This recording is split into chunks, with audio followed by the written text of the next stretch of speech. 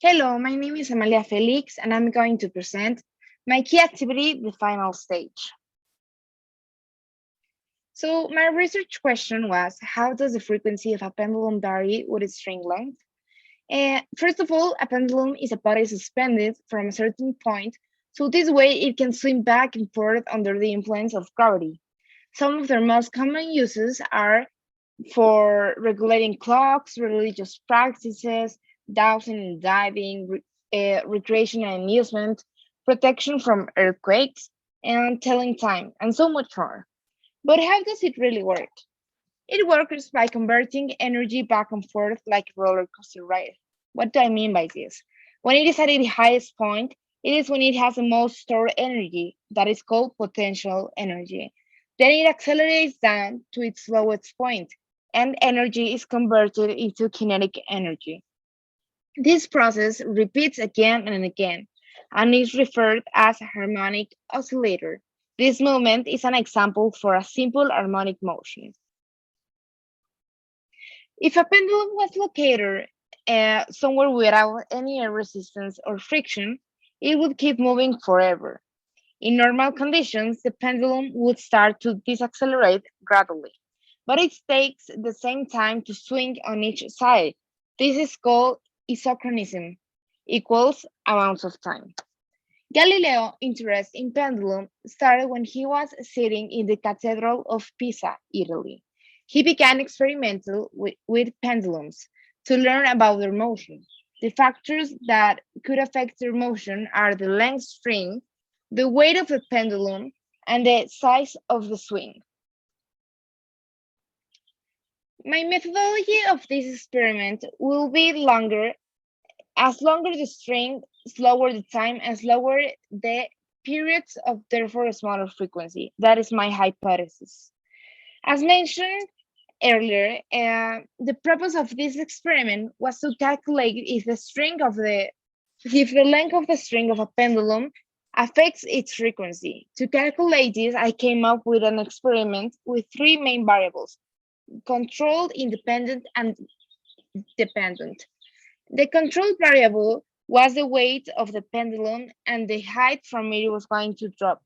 To keep this control, the pendulum was always the same, and when I dropped it was always from a completely horizontal position. So this variable didn't change. The independent variable was the length of the string.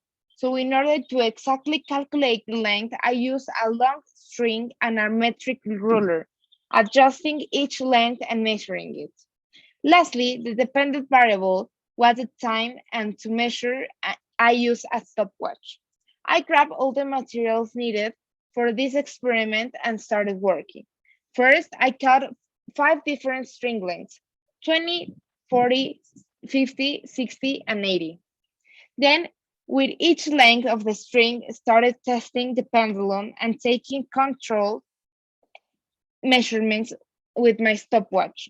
I attach a string to swing from a straight lamp, so this way control that way of every swing with each length. Then register the data obtained on my table. I measure how much time it would took to return to its initial position and from a horizontal position, and measuring how many periods I did on the 30 seconds for an extra backup data. So here are the materials I used and the process. I'm going to show you a short video of how the experiment was carried out.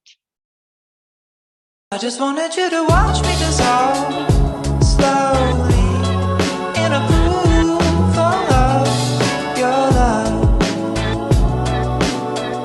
But I don't even know how the chemistry works when your bullseye kicking in the dirt, kicking in the sand and stirring up trouble. Can't find an exit.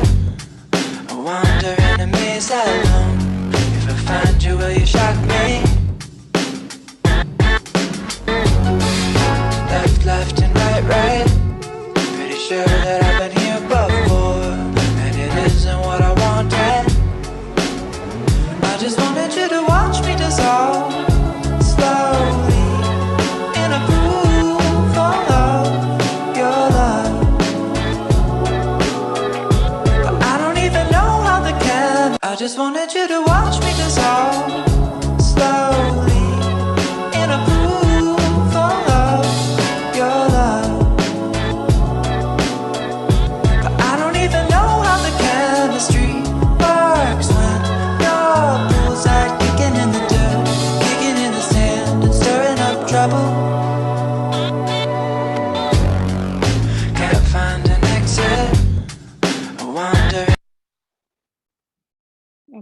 Okay, so coming back for the results.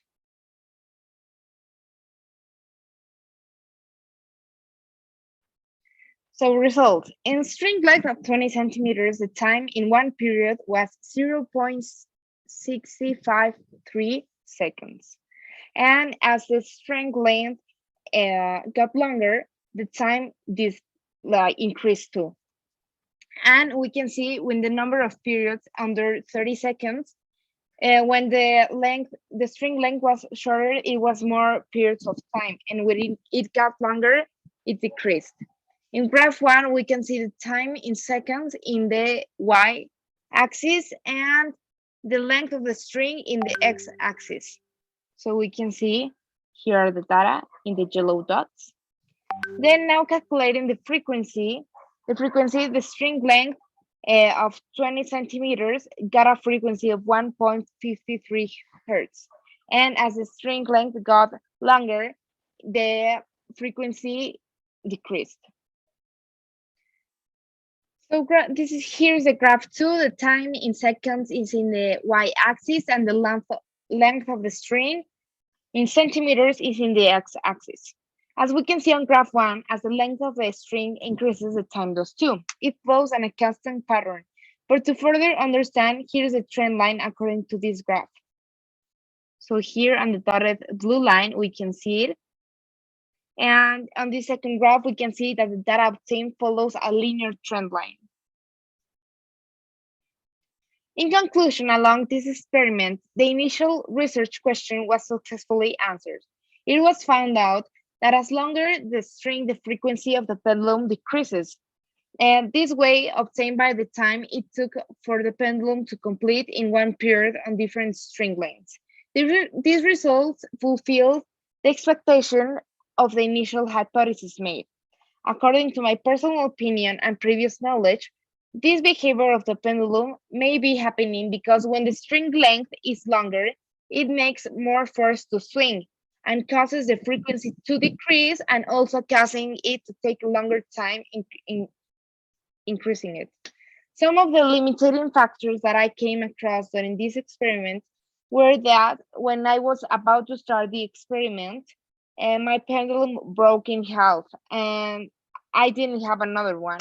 So I glued it together and it delayed me. So my recommendation is to use a pendulum with a stronger material or to have a backup. Also, it was hard to find from where to hang the pendulum from, that it was steady and from an acceptable height, so it could cover the longest string length, and that was almost a meter long. So my recommendation is to have someone else to help you and maybe to help you to pick up the pendulum and so you can move it forward. And besides these two limitations, the experiment went fluently and well. So thank you for your attention and hope you liked it.